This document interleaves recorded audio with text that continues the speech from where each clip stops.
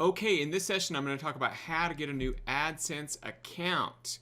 And I'll talk about a few reasons why you would ever need to do this.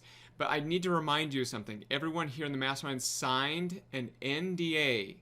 One of the reasons you signed the NDA is to get trade secrets and learn ninja stuff that we use in this business and can't be shared anywhere else. So don't ever share this information outside of the mastermind. We're really serious about that. Let's talk about how to get a new Adsense account. I'm going to talk about the reasons why you would ever need a new Adsense account. I'm going to help you understand the process and protecting that new account. I'm going to walk you through step by step about the things that you'll need and tell you what you'll need to do to get that new account. So first, let's talk about why you would ever even need to get a new Adsense account. Well, some of you are, as you start to grow, you're going to need to balance your income as it comes in, spread it out through multiple Adsense accounts. Generally, we try to take Adsense accounts and not have more than about $40,000 per month, maybe even to $50,000 per month per Adsense account that's coming into you monthly. So as your business grows, you will probably want to have multiple Adsense accounts. Now, I'll tell you, we've done them a lot larger than this. You've seen maybe some of the screenshots before. We've had even up to $1 million, almost just shy of $1 million come through our Adsense account. But later we learned that it's a lot better to lower your risk, just because, you know, with AdSense, they're a publishing network. They love our websites, the kind of websites we do, but you never know when something could happen and they could accuse you of invalid clicks, and you could be completely innocent and they could just cancel your account and withhold your payments. You know, it doesn't really happen as much anymore as it used to 10 years ago, because there's a lot more people really trying to fraud AdSense, but occasionally it can happen. The great thing about AdSense now is they've changed so much in 10 years. They work with you. You know, very few people we've ever heard of getting their accounts canceled and not getting paid, legitimate people like us. It's the scammers and the people that are doing the crappy websites, the ones that get into trouble. That's why they love us and they work with us. But still, why not side on the side of caution and keep your AdSense accounts about, you know, 40 to 50,000 per month. So that's one reason why you'd ever need a new AdSense account. And the second reason is probably the most popular reason is some of you have joined our mastermind and maybe you've done AdSense before and you had your account banned.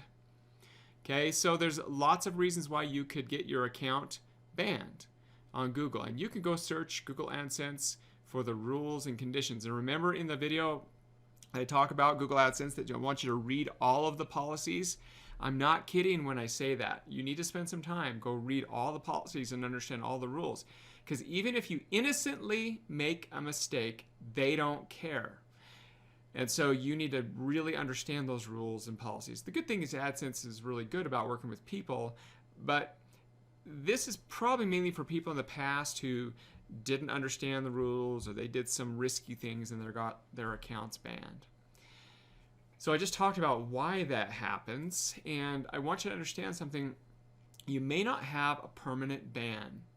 So accounts are disabled for many reasons, and you can go just search for, you know, AdSense accounts disabled. There's this article at their support site, and it says, why was my account disabled for invalid click activity? Well, they're looking at your traffic. If you're sending them garbage traffic and the end business users are not getting results from people clicking on your ads, that they don't like that, and they consider invalid activity not just people like trying to click on your ads, but like if your site is tricking people, or inadvertently you have your next buttons too close where people are clicking on your ad instead of the actual next button. Now, we've been really careful with ours and we've had good success with ours, but some people will try to trick people, and that's bad. So they have all kinds of things on here, and they say that you can't get a new account, but we'll talk about that here in a minute. Now, you can get your accounts back. See, not all bans are like a permanent ban. So some of you, there's been a few people who have contacted me and said they've had their account banned, but it wasn't a permanent ban. You need to go back through the emails that you got from Google and really look at it. They have an appeals process, and I believe it's right in here. They have an appeals process that you can go through. Like, my account was reinstated, you know, so they have an appeals process. So go through the appeals process and try to get your account back. Now, if you can't get your account back and if it's a permanent ban. And by the way, Google will use things like, you can never, ever, ever in the history of the world participate in Google AdSense again. That's just not true. They just have to do that because they're such a big company that they make these blanket statements. But it's actually just not true. You just have to do it the right way, and you can legally do it the right way. So let's talk about that. Here's the thing. I want you to understand how this process works at a high level, and then I'm going to go through kind of a little bit more detailed level. Your new account needs to be completely separate from your old account. What do I mean by that? That means it's got to be under a new person's name, which has to be a real person, or a new business identity, which is the easiest way to do it, in my opinion. Setting up a new business identity, because the businesses are a complete separate identity. They are like a new person, but it's a business. It must be a real person, like a family member if you're going to use a person, or a friend. But you'd have to make sure it's a really good friend or a really good family member if you're going to do it. And I'll talk about this in a moment to see if it's worthwhile to use a family member. But again, like if it's a business, it's got to be a business identity, like a new LLC or an S Corp. And some people will even set up like a S Corp and then a main business, and then they'll set up different LLCs that are owned by the S Corp, and then they'll just go through and set up new LLCs every time a new business is started. What I would recommend to you is talk to a tax accountant or accountant and just say, hey, listen, I'm setting up these Google AdSense accounts. They've got to be a separate entity. What's the best way for me in my state to do it, or my country to do it?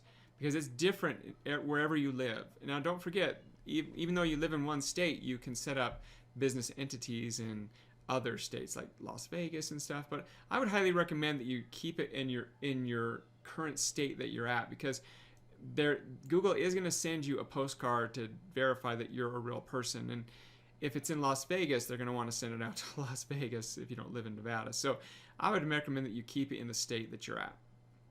Now, the most important thing out of everything in understanding this process, nothing can link your new account to your old account. I'm going to go over specific details, and I'm going to say this multiple times. What that means is your Gmail or Google account, you can never, ever, ever, ever log in to the same computer with the new Gmail and Google account that you're setting up. You can never log into the same computer that's been accessed with a banned account. I'm going to talk about this again separately. I want you to understand that. You've got to be completely separate. Think in your mind, completely separate. I cannot mix the two. It's important because even if you mess up one time, it can put your new AdSense account in jeopardy. We get pretty anal about this, and so there's some people that might slide by and they, were able to make it work. But why not just side on on caution and just do it the way we teach you? So the other thing is you're going to need to have a different mailing address and a different tax ID, and they cannot be anything that was linked to your old one.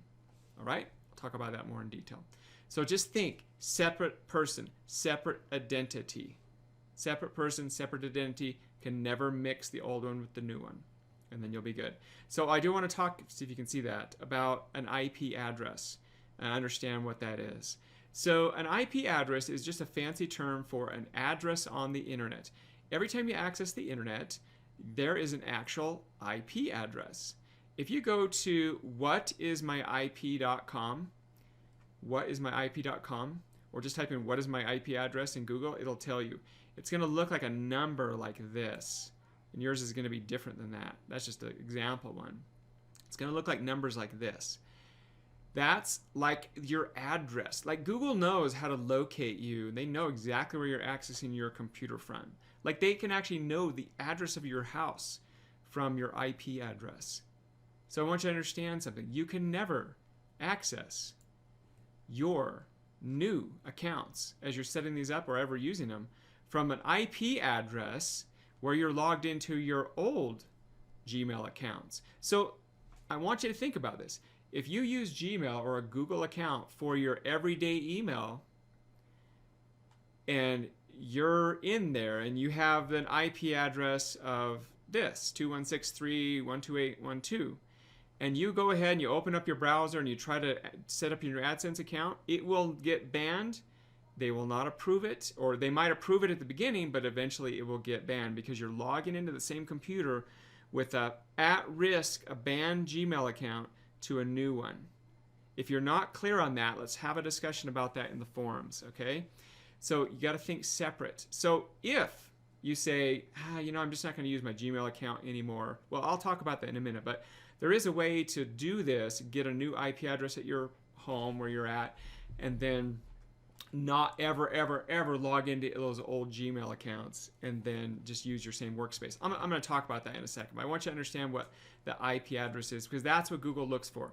They're looking for the IP address that you're accessing it from, and they're looking for any Gmail or Google accounts that are linked. That means Google Analytics. Anything that requires you to log in with a Google account, they're tracking. They know if you're logging into that. Okay, so I'm going to talk about how to overcome that. It's not hard. I really want to warn people so they really understand the seriousness of it. And then I'm going to show you how easy it is to overcome it. All right, so here we go. Step by step. Step 1, set up your new person or business identity. It cannot be a fake person. It has to be a real person that has a tax ID number or a business identity. I'm going to recommend that you use a business identity because when you start making a lot of money with Google, especially if you're in the US, you're probably going to have to pay some taxes. And if you set it up right, then you talk to your tax guy and you can minimize the amount of taxes you have to pay. If you're doing a new person, whether you don't want to go the route of the business identity, it's got to be a real person, probably going to need to be a family member, and you're going to be accessing their account, their Gmail account. So they have to be okay with that. So if it's a spouse, that's okay. Other people probably not going to be happy with it. It needs to be at a different address. Oh, now I do want to go back one step. You don't necessarily have to do, like if you're using a family member, and you don't have to use their Gmail account. They can set up a new Gmail account with their name, and then you can set it up that way. So it's like you don't have to access their personal Gmail account. They can set up a new Gmail account. But it does have to be a different mailing address. You cannot, if it's like a family member that lives in your home, cannot be, if you've ever had an AdSense account banned, whatever mailing address that was on can never be used again.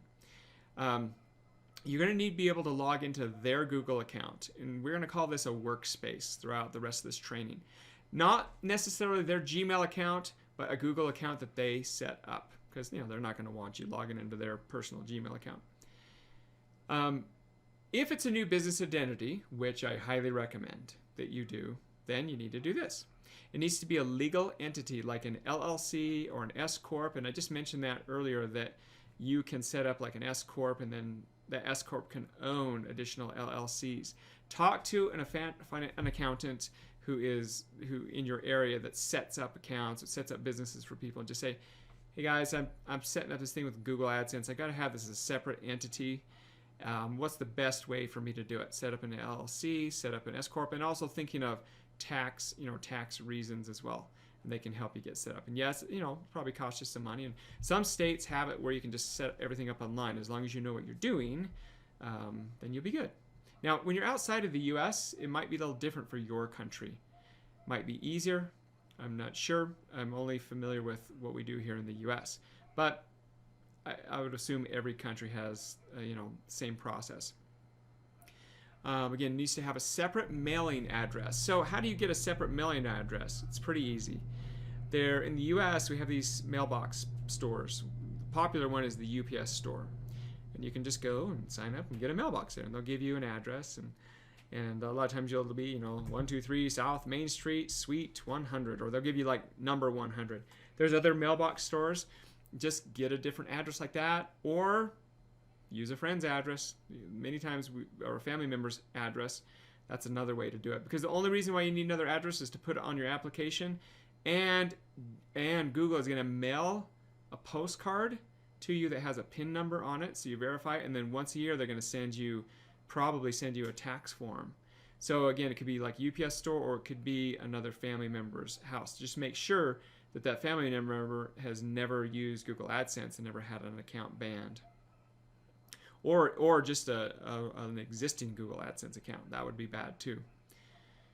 It needs to have, again, you need to have your own tax ID. So if it's a person, it's going to be in the US, it'll be your social security number, or in case of a business, it's going to be an actual business tax ID that you get from the government.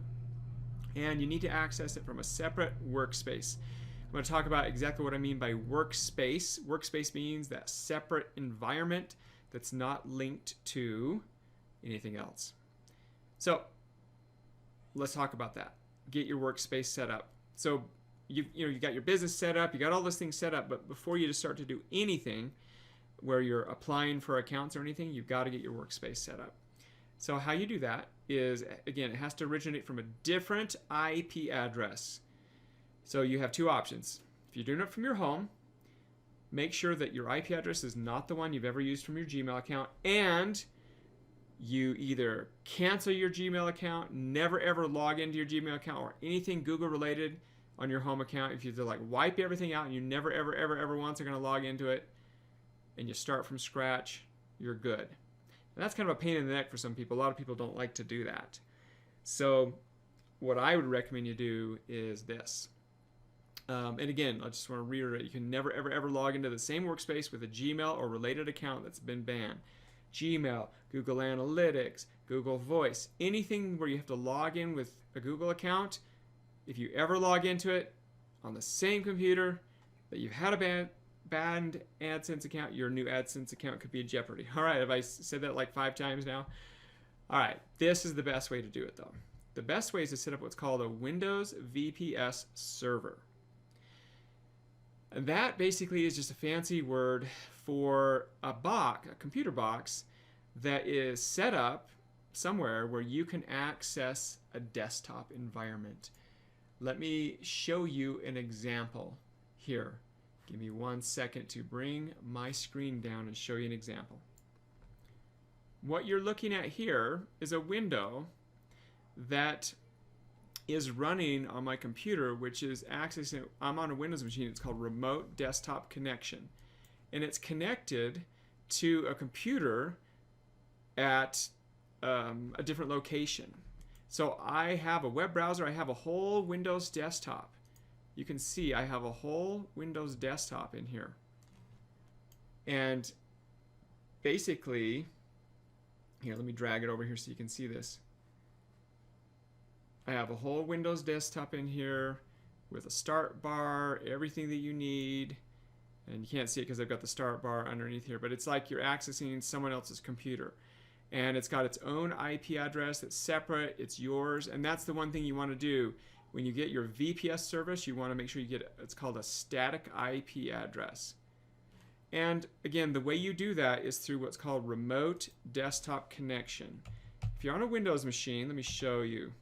Remote Desktop Connection. If you're on a Windows machine, it's going to be like this. And you can go in and you can set up your different accounts in here, and then you hit connect and it's going to access that remote machine. So that account, how do you get those accounts? Well, they're pretty easy to get. They're all over the internet. They're called a Windows VPS server. Now let me see, I've got a couple sites here. I'm going to show you how to find them, but I'm not going to tell you which one to use because we don't want to all use the same ones. So if you just type in Windows VPS server. So if you type in Windows VPS server, it's going to give you all kinds of servers out there. 1&1, all these places. Cheap Windows VPS, VPS.net, they're a popular one. GoDaddy. The biggest thing you need to make sure is that they will give you a static IP address. So for example, here's an example of one. Cheap Windows hosting. I don't know if it's these guys or somebody else, but all you need is something that's like $10 a month. Has a gig of RAM, 40 gig hard drive. You're not going to be doing server stuff on this. All you're going to be doing is accessing a desktop window. And by the way, when you call these people, don't tell them that's what you're doing. They don't care. But if you say, hey, I'm going to be doing this to access the Google AdSense account, yeah, they probably don't care, but just don't do that. All right? So go on. If you need some help, hit us up in support, or let's go talk. And, listen, we don't want to all use the same VPS. The biggest thing is we want to have different IP addresses, and they need to be located, not next to each other. That's why we're not telling everyone to use one particular company. There's hundreds and hundreds and even thousands of them around. So if you need help with that, let's get the communication going here in the forums. All you need to do, if you call some of these companies up and say, I just need to access a Windows desktop. And that's all you need to do. Okay, now for advanced users, there's something called proxy servers. I'm not even going to go and teach this. But if you're an advanced user, you can use a proxy server. Now, I'll be honest with you, I've never used a proxy server for this. I probably wouldn't do it unless you're really advanced and you know that your proxy address that you're getting is really good and clean. Because sometimes these proxy servers can be what they call dirty proxy servers, where they've been used by hackers and all that kind of stuff. So I'm not even going to talk about that, but those of you that are super advanced and know how to get like clean proxy server addresses, you can use that, but that's all I'm going to say about that. So, by the way, if anyone here needs help setting up their VPS, just let us know in support. We'll be happy to walk you through and help you get your VPS set up with our support team. So, once you have your new VPS server or your new workspace, what's the process? Well, you just go in, you create a new Gmail address. And the important thing about that Gmail address is you do not forward it to your banned Gmail address. Okay, right? Remember, we're not trying to link anything to our old accounts. Don't put anything in that Gmail address that's going to link you to your old accounts.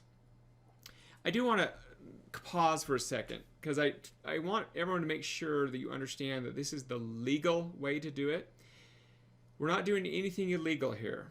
The thing is, Google is such a big company that they just they have to be so careful of fraud, and anything they detect they think is fraud, they have to side on caution, and so they'll just ban you. They don't care.